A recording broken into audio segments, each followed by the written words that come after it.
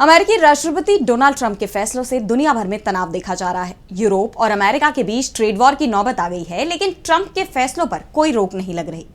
राष्ट्रपति का पदभार दोबारा ग्रहण करने के बाद से ट्रंप ब्रिक्स देशों को भी कई बार धमकी दे चुके हैं और अब डॉलर को लेकर ब्रिक्स देशों में ही दो फाड़ की स्थिति बन गई है। तो क्या है पूरा मामला, जानने के लिए देखिए ये रिपोर्ट। अमेरिकी राष्ट्रपति डोनाल्ड ट्रंप अमेरिका फर्स्ट की नीति के तहत लगातार अपने मनमाने फैसले दूसरे देशों पर थोपते दिखाई दे रहे हैं, चाहे वो निर्वासन का मामला हो या टैरिफ का।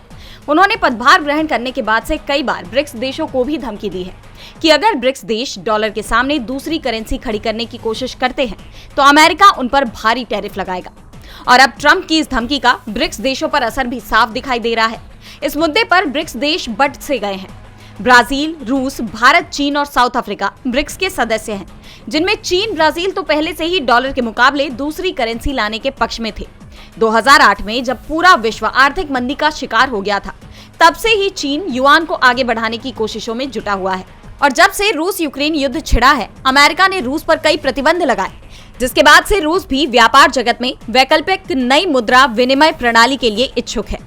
दक्षिण अफ्रीका भी इससे सहमत है, लेकिन अब भारत का स्टैंड बदल गया है। हाल ही में भारत के विदेश मंत्री एस जयशंकर लंदन के दौरे पर गए थे, जहां थिंक टैंक चैथम हाउस में जयशंकर ने साफ शब्दों में डॉलर को आर्थिक स्थिरता का स्रोत बताया था। यानी डॉलर के मुकाबले वैकल्पिक नई मुद्रा को लेकर भारत ने ब्रिक्स देशों से अलग रुख अपना लिया है। और ये पहली बार नहीं है जब भारत ने अमेरिका के समर्थन में बयान दिया हो। जब से ट्रंप की सत्ता में वापसी हुई है, मोदी सरकार के रुख पर लगातार सवाल उठ रहे हैं। दावे किए जा रहे हैं कि मोदी सरकार ट्रंप को खुश करने की कोशिशों में जुटी हुई है। और अब ब्रिक्स देशों से भारत के अलग रुख ने इन चर्चाओं को एक बार फिर बल दे दिया है। डीवी लाइव ग्लोबल की रिपोर्ट।